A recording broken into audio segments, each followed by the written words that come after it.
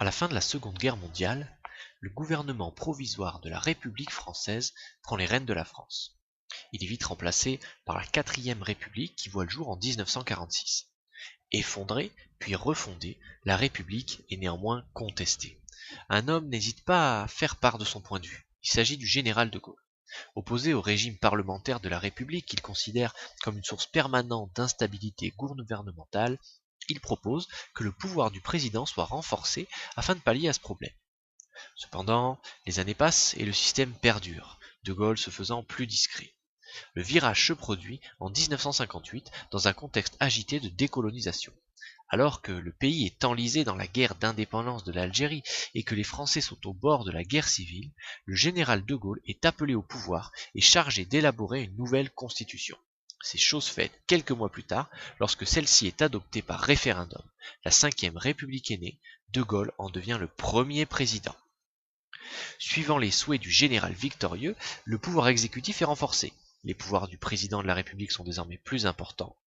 Proche des Français, multipliant les déplacements en province et les interventions à la télévision qui peuplent progressivement les foyers du pays, il prolonge ses contacts directs par un nouveau référendum et obtient ainsi, en 1962, que le président de la République soit élu au suffrage universel direct, une nouveauté dans le fonctionnement républicain. Soucieux de réaffirmer la grandeur et la puissance de la France, il achève la décolonisation en accordant à l'Algérie son indépendance en 1962. Il signe des accords de coopération économique, culturelle et humanitaire avec les États africains nouvellement indépendants. Pour assurer l'indépendance nationale, il dote le pays de la bombe atomique en 1964, retire le pays de l'OTAN en 1966 et se rapproche de l'Allemagne afin de stimuler la construction européenne. Parallèlement, il modernise le pays, faisant construire centrales nucléaires, autoroutes et même le Concorde, un avion de ligne supersonique. En 1965, De Gaulle est réélu président pour un deuxième mandat, mais son image est écornée. Une partie de la population lui reproche en effet un pouvoir trop personnel, voire monarchique. Mais le mécontentement se transforme rapidement en contestation. En mai 1968, une révolte de la jeunesse éclate dans les universités, révélant une réelle soif de liberté. D'abord étudiante, la crise devient sociale lorsqu'elle est ralliée par les ouvriers. Les grèves se multiplient et le pouvoir de Gaulle est remis en question. Et s'ajoute alors une dimension politique à cette crise. Un vent de colère souffle sur la France, mais le président résiste et les Français, inquiets, consolident même sa majorité à l'Assemblée nationale. Sorti de cette crise, De Gaulle organise un référendum afin de réformer les institutions. Mais le non l'emporte et De Gaulle démissionne. Ma tâche actuelle de chef de l'État deviendra évidemment impossible et je cesserai aussitôt d'exercer mes fonctions. Son premier ministre Georges Pompidou lui succède alors, puis il est remplacé en 1974 par Valéry Giscard d'Estaing.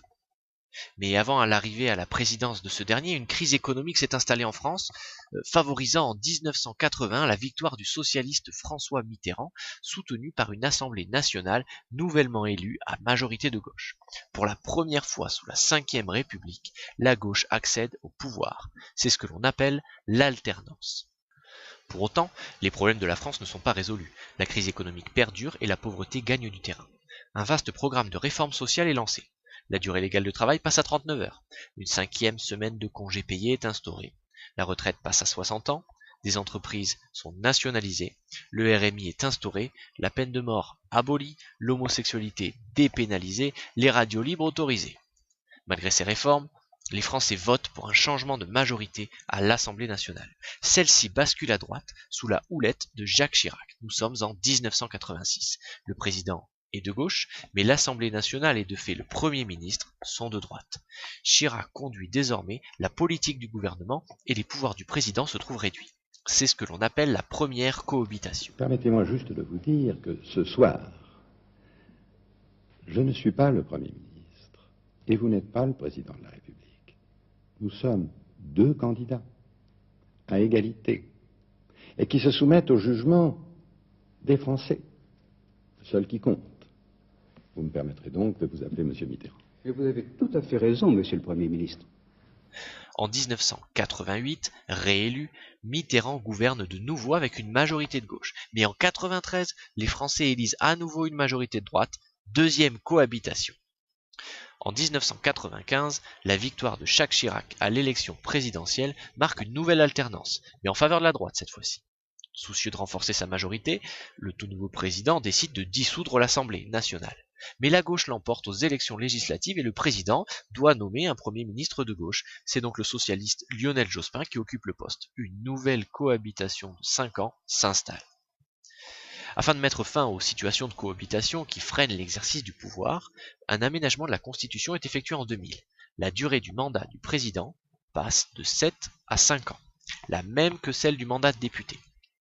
Ainsi, en 2002, en même temps qu'il réélise Jacques Chirac président, les Français lui accordent une majorité de droite aux élections législatives. La France est alors gouvernée par un président et une assemblée de droite.